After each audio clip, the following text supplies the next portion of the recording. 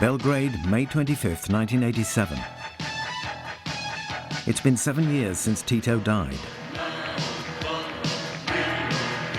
Every year, the Yugoslav people have celebrated his birthday. But this year will be the last. Kao što vidite, kolo je krenulo složno.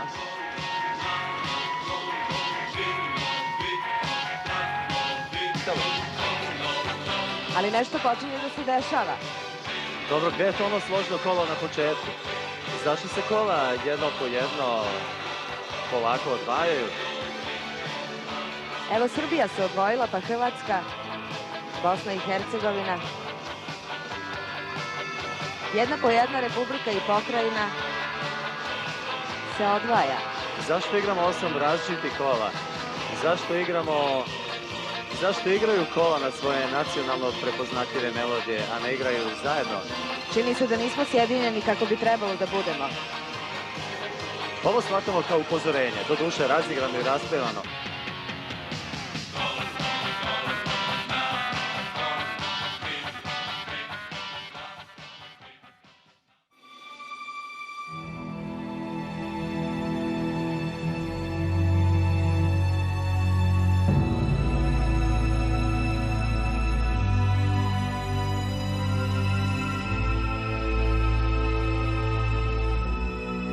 With Tito's death on May the 4th, 1980, Yugoslavia faced an institutional situation it had never experienced since its creation in 1945. The man upon whom the entire system had depended was gone. The country was facing the unknown. Savezno rukovodstvo se našlo u vrlo teškoj situaciji nakon smrti Josipa Broza Tita, budući da je on bio ta osoba koja je u krajnjoj liniji, kad je došlo do sporova između pojedinih pozicija, ideoloških ili interesnih, ili između republika, donosio konačnu odluku. Bio je na neki način vrhovni arbitar i za to je imao legitimitet u njegovoj posebnoj ulozi. Ulozi koja nije proizlazila iz političkog sistema, nego je bila iznad političkog sistema. On je bio potpuno poseban. U tolikoj mjeri da je Ustav zabranio da se pojavi bilo kakva osoba nakon njega i nakon njegove smrti tom količinom moći i tog tipa. S njegovim odlaskom republike i pokrajine su bile upućene da se pokušaju dogovoriti i to je već samo po sebi bilo traumatično. Less than a year later, the country experienced its first institutional and political crisis. Where? Kosovo. Since the 1974 constitution, this province, part of the Republic of Serbia, had enjoyed considerable autonomy. Tito had conceded to it the same powers as to the other republics, but without granting it the same status. And that the Albanians, who now accounted for nearly 80% of the population, could no longer stand. For its part, the Republic of Serbia had never accepted the idea of an independent Kosovo. The autonomous province of Kosovo had representation within the Serbian parliament, but Serbia didn't have any representation in the Kosovo parliament. So there's this odd kind of imbalance that worked in favor of Kosovo. And Albanians were demanding that Kosovo not be a province, but become a republic. It was a constitutional difference that had a certain amount of meaning. There was resistance to this from Serbia, as you might imagine. Most states, when confronted with an independence movement, do not react well. In March 1981, the province erupted. Riots broke out in Pristina, the capital. Although the economic situation in Kosovo, the least developed region in the whole of Yugoslavia, certainly exacerbated tensions, for many Albanians the combat was of quite another kind. Ja ne mislim da su ekonomske razlike povod za razlaz. Ja mislim da je osnovni povod zbog čega su Albanci tražili svoju samostalnost i nezavisnost zapravo u samoj činjenici što je tvorevina, takozvana za neke Albance veštačka tvorevina, Versajska tvorevina Južnih Slovena, dakle Kraljevine Srba, Hrvata i Slovenaca, stvorena upravo na štetu Albanaca. Dakle, radi se o jednom kulturnom diskursu jer su na jednom mjestu Južni Sloveni, koje nemaju nikakve veze po njihovom viđenju sa Albancima. Kosovo eine Republik sein sollte, genauso wie die anderen Republiken, das heißt eine Aufwertung des Kosovos. Und darin kamen auch schon sehr starke nationalistische Parolen zum Ausdruck. Und das hat sehr viele in Serbien beunruhigt, aber auch auf jugoslawischer Ebene.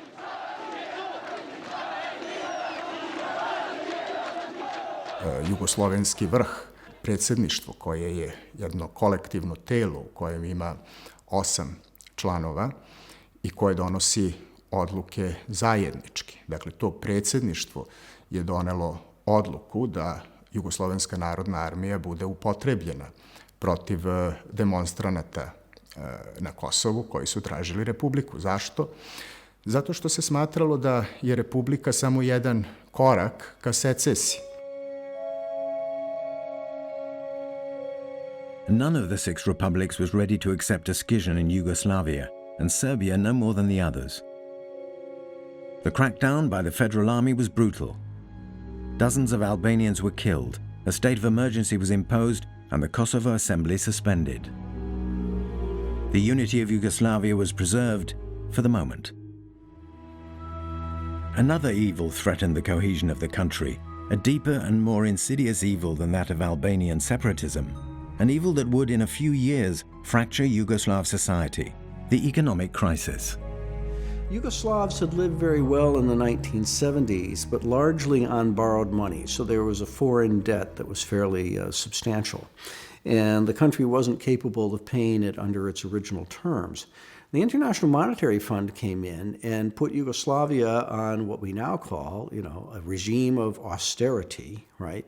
Well, a regime of austerity causes a great many social hardships and economic hardships. And in Yugoslavia in the early 1980s, when people were suddenly confronted with this, that they were seeing shortages of consumer goods and the like, which they had not seen in Yugoslavia since the 1960s.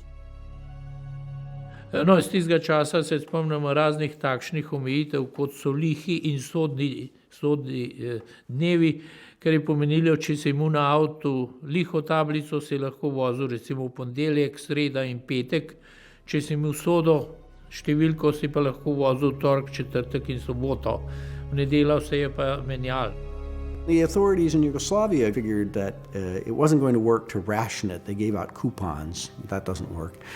So they rationed by price, which meant they let the prices rise. And of course, everybody complains about the rising prices, but they have the coffee to buy, they have the sugar to buy, they have the detergent to buy, so that they go along with that. Yugoslavia sank into crisis. Unemployment was rising, strikes broke out everywhere, and inflation soared, going from 18% in 1981 to 1,250% in 1989 and even 2,600% the following year.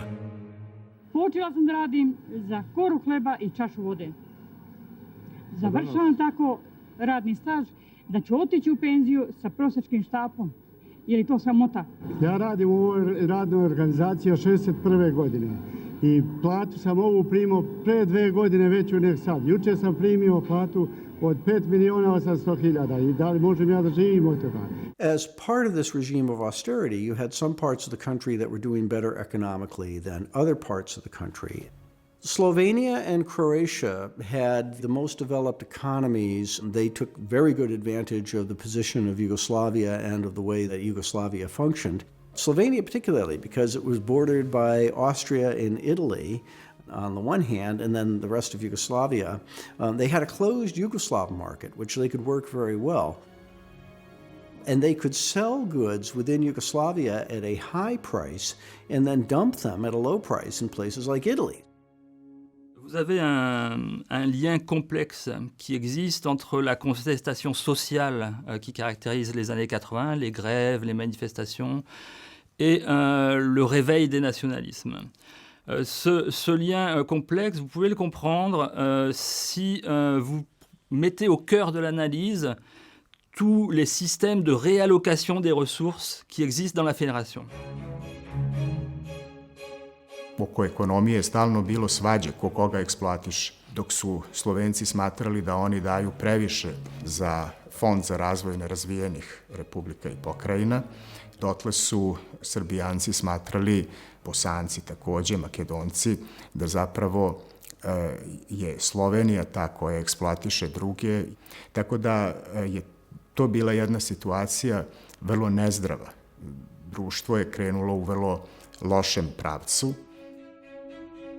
Faced with the failure of federal authorities to reform the system inherited from Tito and fight against the crisis, the republics became more introverted, beginning to view the future purely in terms of self-interest. The poison of nationalism spread throughout Yugoslavia. Tako da je prišlo v tistem času, lahko rekel, že do razpadanja Jugoslavije kot ekonomske entitete.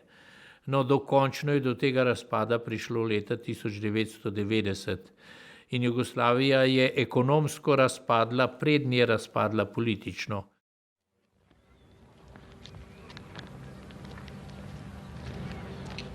In 1987, a certain Slobodan Milosevic appeared on the scene. Aged 46, he was one of the main leaders of the League of Communists of Serbia. The general public did not yet know him. Relativ blasser kommunistischer Apparatschicke, ein Funktionär, der auch in Banken gearbeitet hat, der genauso gut ein Reformer hätte werden können. Und wenn man sich beispielsweise die Artikel der New York Times oder auch Einschätzungen von westlichen Diplomaten aus der Zeit anschaut, in der ersten Phase von Miloševićs Karriere glaubten einige, er könnte der Gorbatschow Jugoslawiens werden. At the end of April 1987, Milosevic was in Kosovo Polje, a small town located a few kilometers from Pristina. The Serb minority of Kosovo were worried about their future, and he had come to reassure them.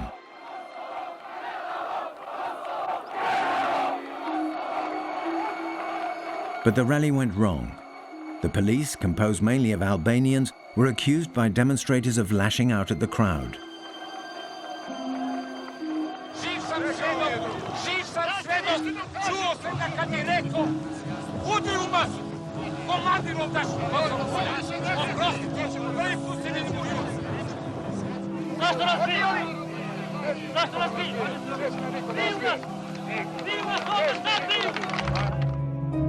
These few words, uttered in front of a television camera, changed everything.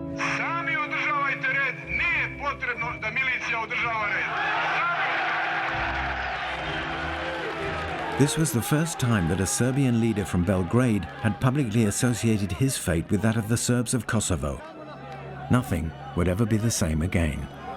In Jugoslawien war die Regel, man redet nur über die eigenen Nationalismen. Man redet nicht über die Nationalismen der anderen. Man redet, wenn man ein Kroate ist, redet man über kroatischen Nationalismus und kritisiert ihn. Wenn man ein Serbe ist, kritisiert man serbischen Nationalismus.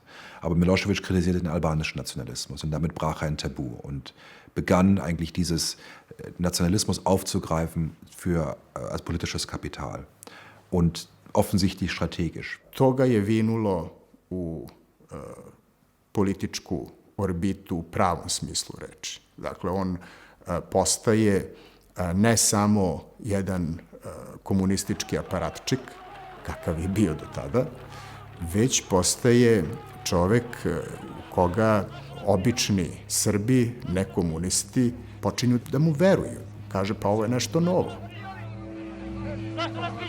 On that day, Milosevic became the new hero of the Kosovo Serbs. His spectacular arrival on the political scene owed nothing to chance. In Belgrade, many were willing to follow him. An explosive text was handed around Serbian intellectual and political circles, a memorandum written by members of the Serbian Academy of Science and Arts. Und dieses Dokument ist einerseits eine wirtschaftspolitische Kritik Jugoslawiens, aber andererseits eben auch eine Kritik der nationalen Politik beziehungsweise eine Beschreibung der aus ihrer Sicht fehlenden Rechte der Serben in Jugoslawien. Sam taj dokument je jedno izuzetno dosadno štivo, dakle prepun komunističkih fraza sa jednom jedinom vrlo problematičnom rečju, a to je, koja se prečesto pojavljivala, to je genocid. I tu se mogao zaista videti jedan nacionalizam koji zapravo manipuliše rečju genocid. Posebno je bilo neopravdano kada se govorilo da su Srbi u Socijalističkoj Federativnoj Republici Jugoslaviji izloženi kulturnom genocidu u Hrvatskoj i na Kosovu. To je bilo veoma daleko od istine i tu je vidljiva jedna ideja da se zapravo srpska nacija smatra žrtvom i da se oko toga razvije nacionalistički diskurs. Milosevic was directly inspired by the nationalist theories developed in the memorandum to build his strategy for the conquest of power. It had a simple message. The Serbs were everywhere under threat, in Kosovo and in other republics, just as they had been in the Second World War. He alone knew how to protect them. To transmit his message, he began to take control of the media. Ein entscheidendes Instrument der Macht Milosevic waren die Medien. Und zwar in erster Linie nicht die Druckmedien, sondern das Fernsehen. Denn wenn man in ein Dorf geht in Serbien, dann kauft niemand die Zeitung, sondern die Leute schauen Fernsehen. Und das war in erster Linie Staatsfernsehen. Und das ganz Entscheidende sieht man auch, dass er sehr viel Energie darauf verwandt hat, das Fernsehen unter seine Kontrolle zu bringen. I onaj ko kontroliše prošlost može kontrolisati i sadašnjost. U tom smislu intelektualci u Beogradu su krenuli da sredinom 1980-ih godina otkopavaju neke stvari koje su komunisti bili zatrpali. I po prvi put počinje da se javno govori o genocidu nad Srbima u Hrvatskoj tokom Drugog svjetskog rata, dakle u nezavisnoj državi Hrvatskoj, marionetskoj vlasti, ustaškoj.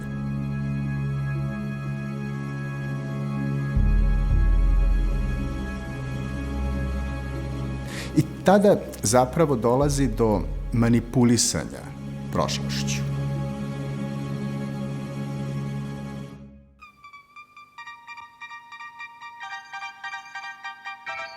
From 1987, Belgrade television increased the number of programs presenting the Serbian people as martyrs, ill-treated by history.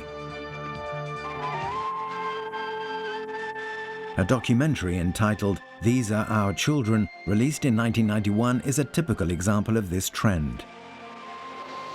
The film recounts the excavation and inhumation by speleologists in Bosnia of Serbian victims killed during the Second World War by the Ustasha regime.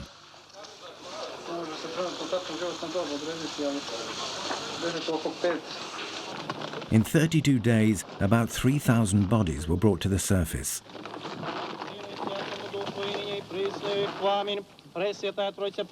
They were later buried in the presence of high dignitaries of the Orthodox Church.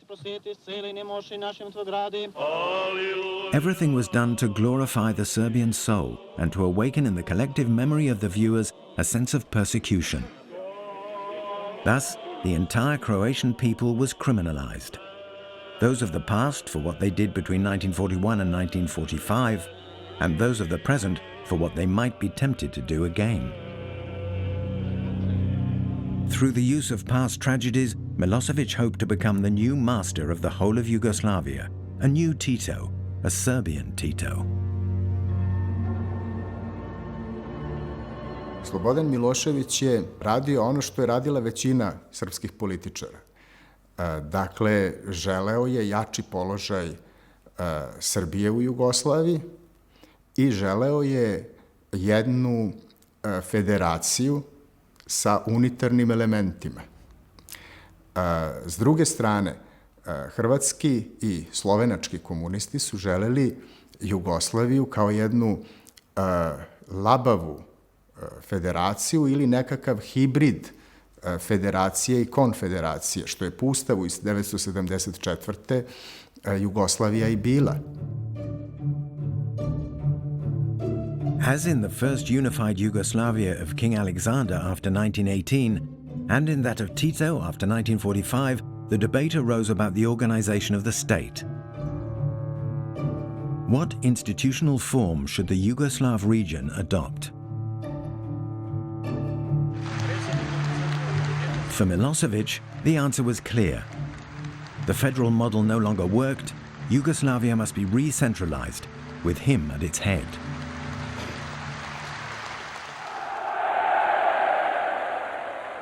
Pobedit ćemo dakle, bez obzira što se i danas kao nekad protiv Srbije udružuju njeni neprijatelji van zemlje sa onima u zemlji. Njima poručujemo da uopšte nismo plašljivi, da u svaku bitku ulazimo.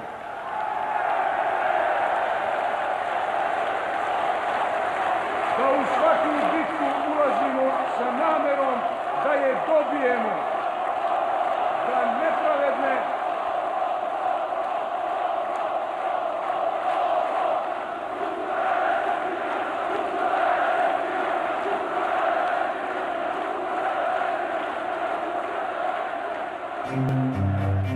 To change the Yugoslav constitution in the way he wanted, Milosevic had to have majority support within the federal presidency, the only body competent in the matter.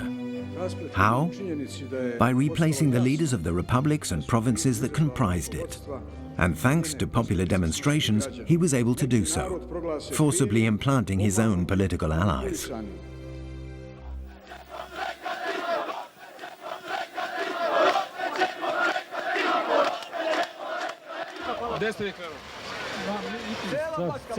Zašto? Cela opšta. Šta misliš, šta će se danas dogoditi? Treba da srušimo pokrajinsko rukovodstvo.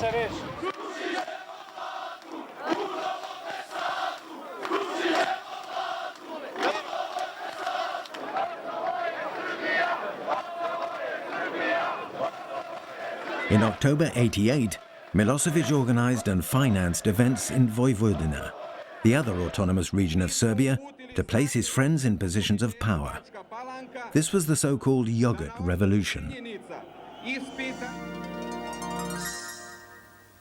Dobar dan. Broj učesnika protestnog zbora u Titogradu rapidno raste. Čuju se parole, hoćemo ostavke, dolje foteljaši, mi ovo nismo htjeli, no su ljudi ogladnjeli. January '89. Milosevic followed the same strategy in Montenegro, which took his side. I naši reporteri.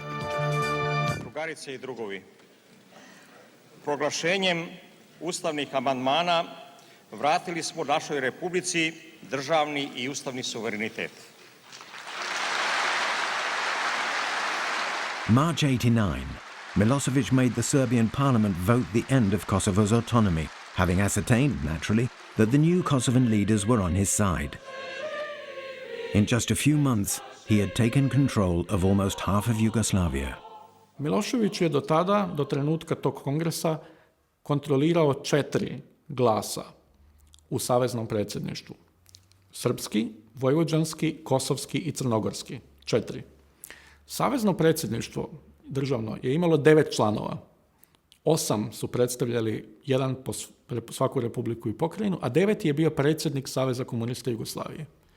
Milošević je smatrao da ako bi osvojio vlast u Savezu komunista Jugoslavije na izvanrednom kongresu, onda bi on imao kontrolu nad 5 glasova od 9 u državnom vrhu. And once he got that 5th vote, he would hold a majority and be able to change Yugoslav institutions. On June 28, 1989, Slobodan Milosevic went to Kosovo again.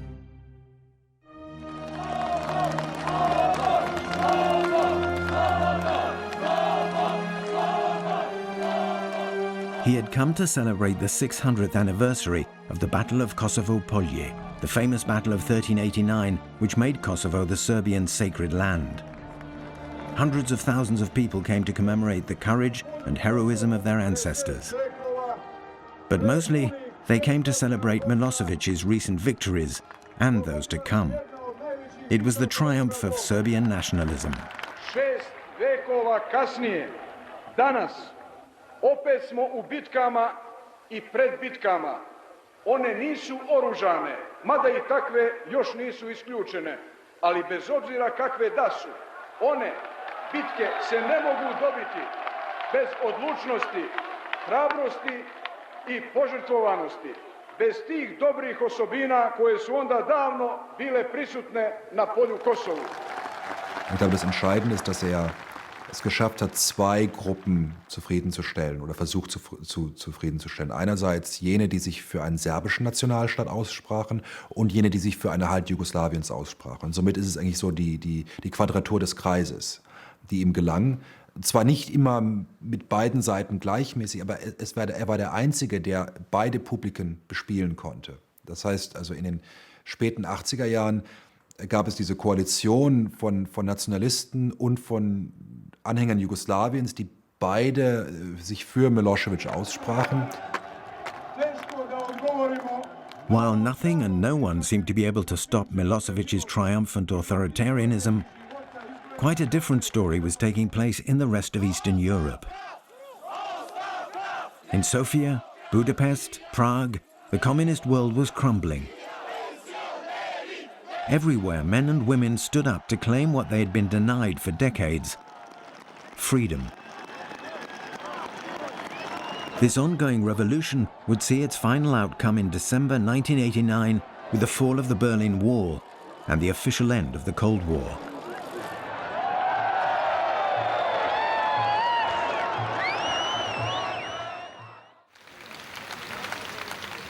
In Yugoslavia, it was Slovenia which first followed this movement. A Slovenian nationalism, quite different from that advocated by Belgrade, emerged.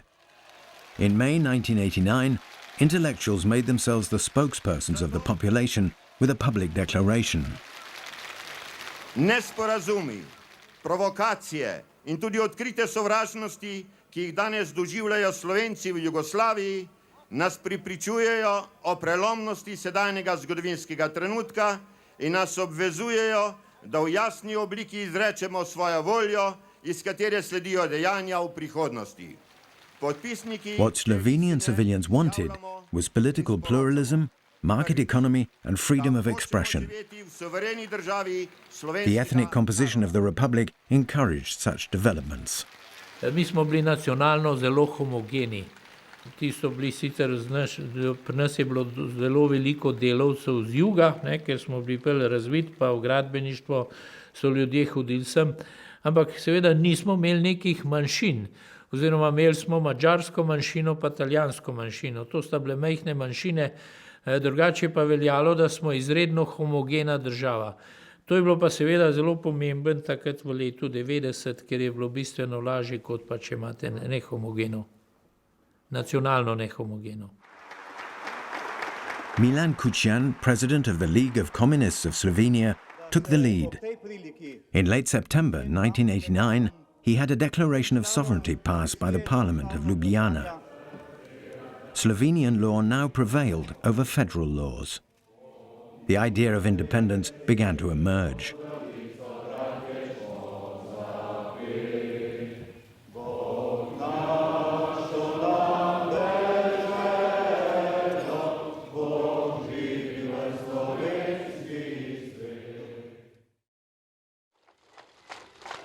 Croatian politicians naturally tended in the same direction. It has to be said that from the coming of autonomy in the 30s to the Croatian spring of the 70s, they had always sought to free themselves from the over-important role, as they saw it, played by Belgrade. Hrvatski nacionalizam ima dva neprijatelja, i to tradicionalno. Jedan je Jugoslavija kao takva, a drugi su Srbi. I to Srbi u Hrvatskoj, a također i općenito ukupno gledano. Ta ideja proizlazi iz teze da su Srbi kao najveća nacija uvijek neka vrsta opasnosti za razvoj Hrvatske i da je Hrvatska u odnosu na Srbiju potencijalno uvijek u nekom potlačenom statusu, u statusu slabije nacije. In 1989, the League of Croatian Communists authorized the existence of a multi-party system. More than 30 political parties sprung up, twice more than in Slovenia. The number of meetings increased everywhere. Želimo također konačno ukidanje pojma politička emigracija, koji danas u svijetu imaju samo totalitarni režimi, jer demokratska društva imaju samo opoziciju. Ko u tome može u stvaranju tih epohalnih dostignuća zanijekati zasluge i veličinu Tita i političke snage koje je bio na čelu? Ako je netko spreman voditi bezumnu nacionalnu politiku onda mora biti svjestan da se takva politika skupo plaća, da ona u pravilu vodi u katastrofu i zato joj i ovdje danas kažemo ne. A certain Franjo Tudjman created the HDZ, the Croatian Democratic Union, a decidedly nationalist organization. Age 67, Tudjman had been one of Tito's youngest generals in the 50s. He had become an historian, more importantly a nationalist militant, and now hoped with the current climate that he and his friends would be able to impose their ideas. Mi ćemo hrvatsku politiku voditi u interesu hrvatskog naroda. Nećemo ništa drugo nego da budemo svoji na svome. Srbija je bila i ostala razlomak Jugoslavije. I zato Srbija ne može vladati sa Jugoslavijom.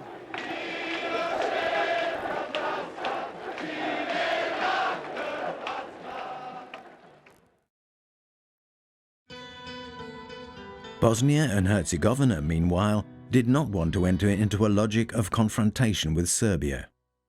The composition of its population did not allow it. Unlike the other republics, they had no ethnic majority. It was a mosaic par excellence.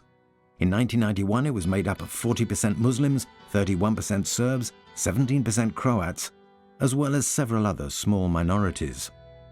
The Bosnians are very well aware that if Yugoslavia collapses, it's going to be extremely dangerous for them. And they're also aware that if everybody's plugging nationalism, they have a problem. Because there's no majority Bosnian nation that can be appealed to, but there are politicians who will be happy to appeal, Muslim politicians to appeal to the Muslim nation, Serbian politicians to appeal to the Serbian nation, Croatian politicians to appeal to the Croatian nation. And if you look at a map of Bosnia and Herzegovina, it's bordered on two sides by Croatia and on one side by Serbia, which makes this inherently very, very dangerous, inherently very unstable. Les élites politiques de Bosnie-Herzégovine vont finalement se rabattre sur une défense un peu vaine du dogme titiste. C'est-à-dire, on défend la Constitution de 1974, point. D'une part, parce qu'on craint de perdre, dans tous les cas de figure, si on touche à cet ordre-là. Et d'autre part, parce qu'on craint aussi que si on touche à cet ordre-là, on va diviser la Ligue des communistes de Bosnie-Herzégovine elle-même. Belgrade, 22nd January 1990. The 14th Congress of the League of Communists of Yugoslavia. For Milosevic, it was the moment of truth. If he managed to get someone close to him elected to the presidency of the League, he would obtain the famous fifth voice that he lacked within the federal presidency. And then, nobody would be able to oppose him. Ispitivanja sociološka provedena unutar partije, među članstvom Saveza komunista Jugoslavije, pokazala su da je Milošević vrlo popularan u partijskim redovima. U partijskim redovima struktura etnička je bila daleko više sklona Srbiji. Bilo je više Srba u partiji nego što ih je bilo među stanovništvom, a neki narodi, na primjer Slovenci, su bili vrlo podzastupljeni. Crnogorci su bili nadzastupljeni, a tada već pod utjecajem Miloševića. But on the second day of the conference, the Slovenian and Croatian delegations walked out of the room in opposition to Milosevic's coup.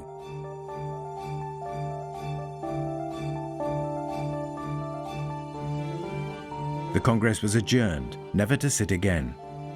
The League of Communists of Yugoslavia ceased to exist. The strong man of Belgrade had lost his bet. He would not rule over the whole of Yugoslavia. He would have to revise his ambitions and take other action. The Federation was now divided in two. Serbia and its allies on one side, forming a centralizing authoritarian bloc. Croatia and Slovenia, with Macedonia, advocating a confederal evolution of the system on the other.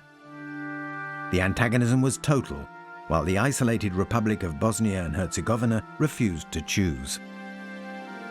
The disintegration of Yugoslavia had begun.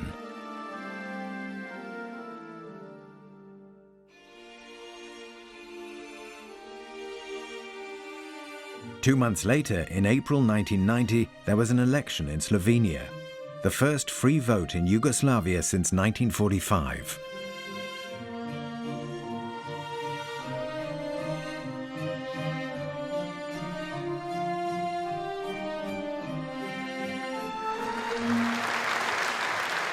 Milan Kučan, the leader of the League of Communists of Slovenia, was elected president of the republic. Slovenska oblast, ki je prišla 1990, je imela za cilj uvesti kapitalizem, to je bil eden od ciljev, ta drugi cilj je bil pa postati samostojen. Samostojnost še ni bila dobro definirana. Ideja v Sloveniji je bila, da se bomo pač mi spremenili, ampak to je bilo zdaj že praktično v času, ko je bilo že jasno, da Jugoslavija ne bo več obstala kot država in je nastal samo še problem, na kakšen način bo razpadla. A bo na miren način, ali bo razpadla z vojno. In Croatia too, the democratic process was ongoing. On the 6th of May 1990, the HDZ won the elections and Franjo Tudjman became president. Now he would be able to put his program into action, building a Croatian state reserved exclusively for Croats. Yet over 20% of the population was Serbian, Slovenian, Hungarian or Muslim. Just like Milosevic's Serbia, Tudjman's new Croatia questioned the historical tenets of the era of Tito, manipulating the collective memory for partisan purposes, but in the opposite way. His victims of history were no longer Serbian, but Croatian. Ethnic nationalism had taken over. Pobornici hegemonističko-unitarističkih ili jugoslavensko-velikodržavnih shvaćanja vide u programskim ciljevima HDZ ništa drugo do zahtjeve za obnovom ustaške NDH. Pritom zaboravljaju da NDH nije bila samo puka kvislinška tvorba i fašistički zločin, već i izraz kako povijesnih težnji hrvatskog naroda za svojom samostalnom državom. Imate rehabilitaciju ili revizionističke pokušaje vrlo intenzivne da se zapravo na neki način ustaše, hrvatske nacionaliste i fašiste iz Drugog svjetskog rata proglasi samo antikomunistima. Vi više niste imali nikoga ko bi rekao, gle, ovo je ipak kazneno djelo zagovarati fašizam ili recimo negirati genocid koji se dogodio ili etničko čišćenje nad Srbima u Hrvatskoj ili nad Romima ili nad Židovima u Hrvatskoj. Odjednom više nije imao tko reagirati na to.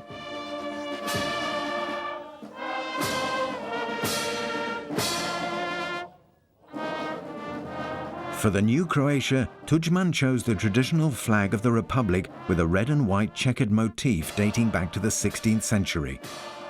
The flag is strikingly similar to the one Anton Pavelić, head of the Ustasha, had adopted in 1941.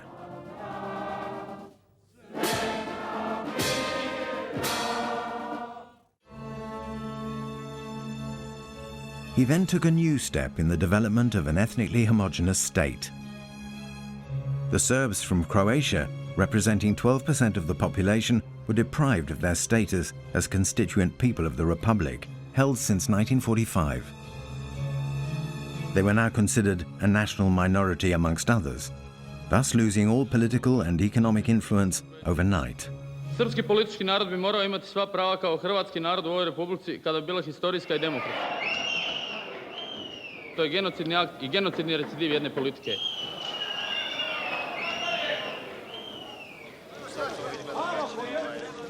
In Krajina, a southwestern region of Croatia mainly populated by Serbs, the Franjo Tudjman policy radicalized the Serbian opposition. Upotrebljava za nas izraze kao pučanstvo, banda, teroristi koji ni jedan metak nisu ispalili. Kakvi su to teroristi? Ono nikakoj demokratiji, nego on samo uzbuđiva hrvatski narod, još da bude uzbuđeniji i da mi budemo protiv toga naroda. 41. godine bježao sam ovdalen, a sad ne bi išao vidjeti.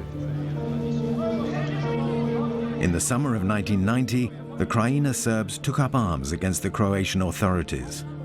Barricades appeared everywhere. The region cut itself off from the rest of the country. A šta vi radite, ljudi? Stražarimo je, da ne bi naišli. Ko? Ma ko, Tudjmanovci. August 26, 1990. Krajina unilaterally proclaimed its independence. Tudjman had lost de facto control of the area. nikoga nećemo ubijati ako nismo izazvani. A kad je Srbin u nevolji, kad je izazvan, onda se zna šta on radi i kako se brani.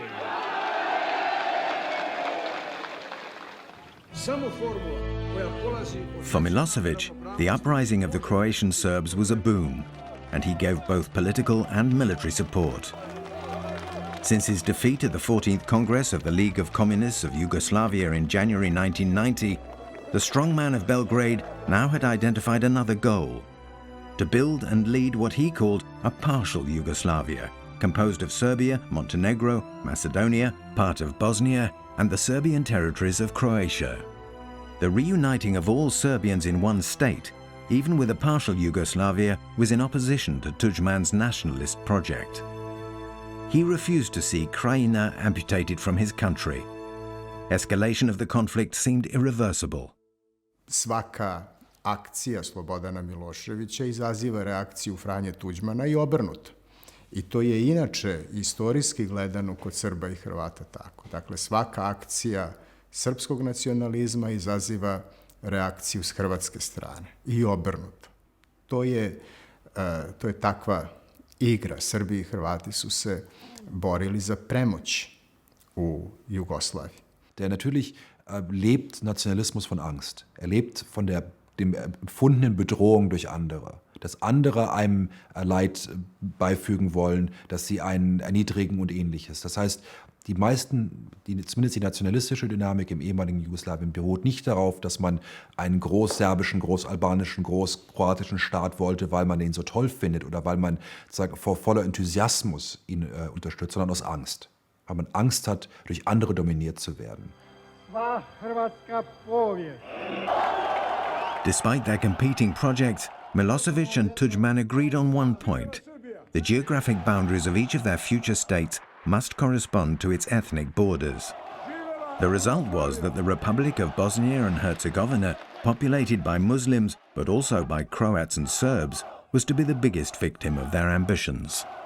They seemed to be opponents, and of course they were opponents, and Tudjman wanted an independent Croatia, and he wanted independent Croatia on every inch of Croatian territory. Actually, also on quite a lot of Bosnian territory. And Milosevic, who would have preferred a Yugoslavia, or a smaller Yugoslavia, that, from his point of view, needed to include part of Bosnia and Herzegovina as well. Since the elections of December 1990, Alija Izetbegovic, the Muslim leader, had presided over Bosnia and Herzegovina. But he presided over an empty shell, sharing power with the Croatian and Bosnian Serbs. His country was on the brink of civil war. Well, the question is, what do the Muslims want? And what does Alija Izetbegovic want? He's very aware of the fact that the Muslims are simply the largest group in the population, but they're not a majority of the population. And of course, this creates an enormous problem for him, because if Yugoslavia collapses, and then what happens to Bosnia?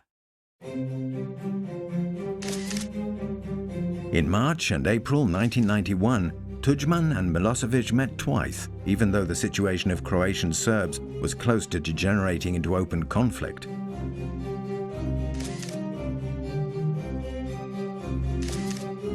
On the agenda of their discussions, the dismantling of Bosnia and Herzegovina. Milošević i Tuđman su razrađivali različite varijante i onda se međusobno dogovarali.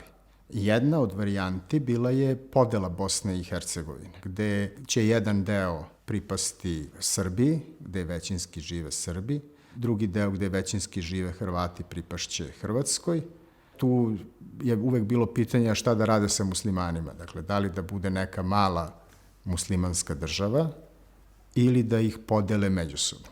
Milosevic et Tudjman pensent que Izetbegovic est un acteur faible, sans armes, pour dire les choses simplement, et qu'ils pourront lui imposer leur volonté. Izetbegovic refuse le projet de partition de la Bosnie-Herzégovine parce que dans une partition de la Bosnie-Herzégovine, les musulmans ne peuvent que perdre. et se retrouver avec un mini-État non viable, n'associant pas dans un seul territoire toutes les populations musulmanes. By opposing Milosevic and Tudjman, Izetbegovic knew that sooner or later a war would be fought in his country. Meanwhile, the process of the political decomposition of Yugoslavia, which had begun with the elections in Slovenia and Croatia, was entering its final phase. Objavljujeme cijelome svijetu da se današnjim danom Republika Hrvatska proglašuje samostalnom I suverenom državom. Slovesno razglasim, da se je slovenski narod odločil, da Republika Slovenija postane samostojna in neodvisna država. On June 25, 1991, Slovenia and Croatia declared their independence. The Socialist Federation of Yugoslavia, created by Tito in 1945, no longer existed. These images of jubilation in Zagreb and Ljubljana barely conceal the looming tragedy. The explosion of nationalism, the manipulation of the tragedies of the past, and the suicidal strategies of the main political actors had done their work. The Balkans sank into war.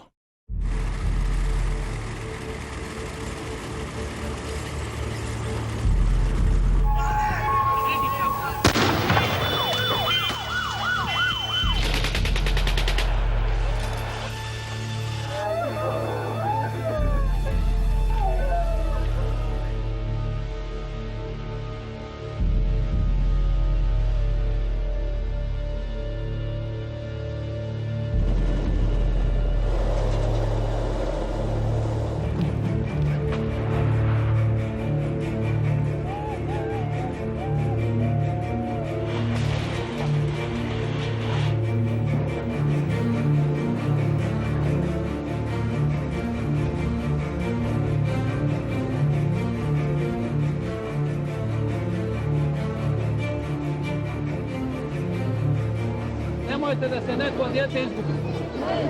Ne bojte se ništa, niko vam neće ništa uraditi. Ovo je življivo.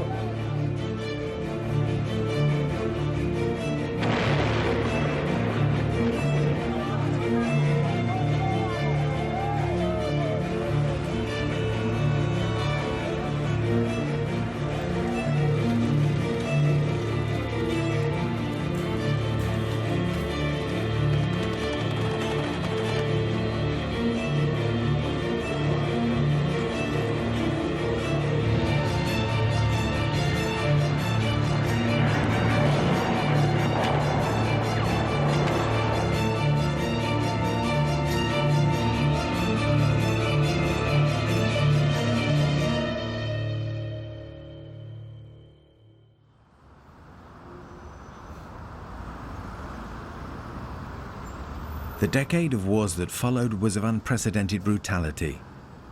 150,000 dead, 2/3 of them in Bosnia, widespread ethnic cleansing, more than 2 million refugees and displaced citizens. And everywhere, the victory of nationalism.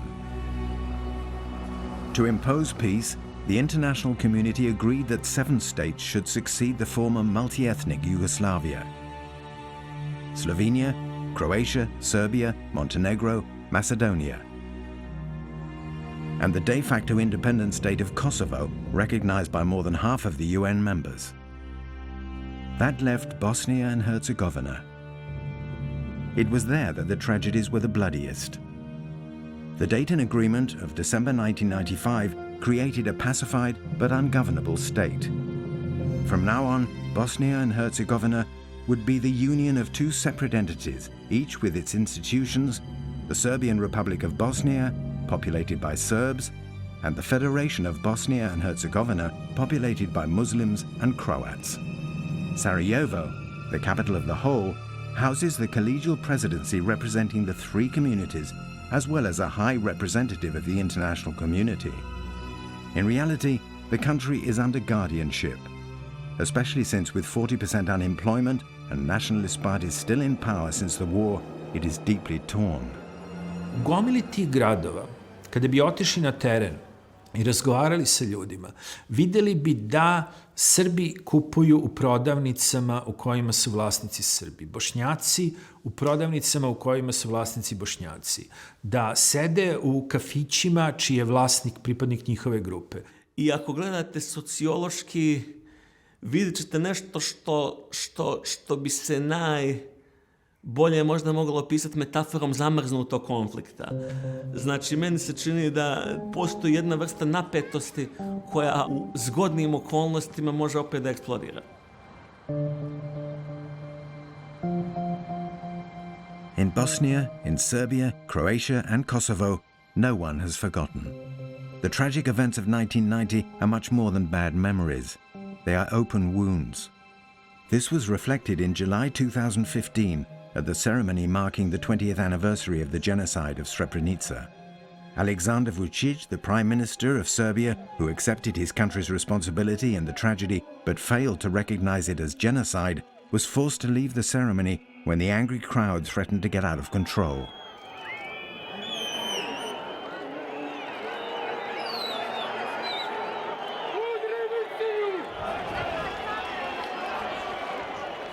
The war of weapons has given way to a war of remembrance and conflicting memories.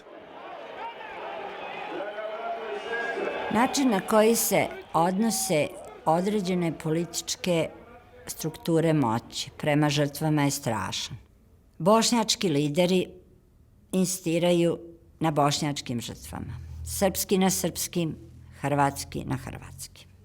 I to jest najveći problem.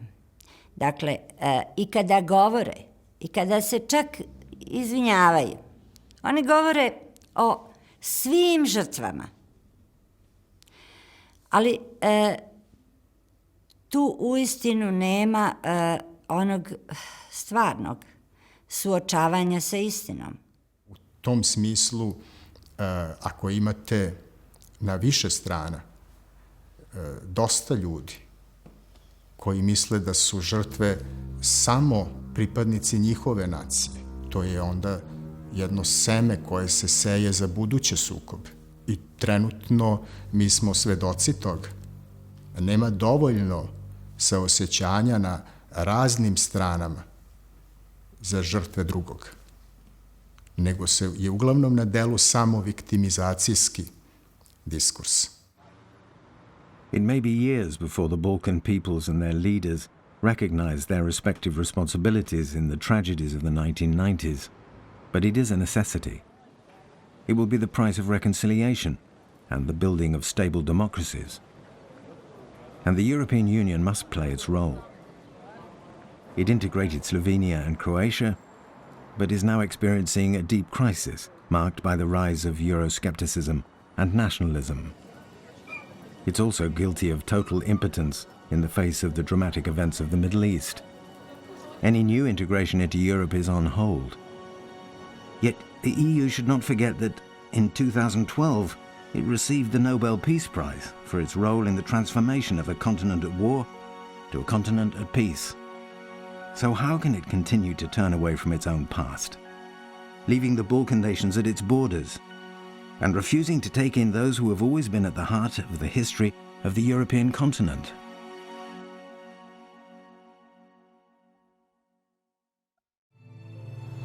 Ispričat ću vam već koji se priča na cijeloj teritoriji bivše Jugoslavije, znači osim Bosne i Hercegovine svugdje. Kad je raj došlo do vrata, što kažemo mi 5 do 12, otišli su na Titov grob i zamolili ga: druže Tito, vrati nam se. Na što je on odgovorio: nisam lud.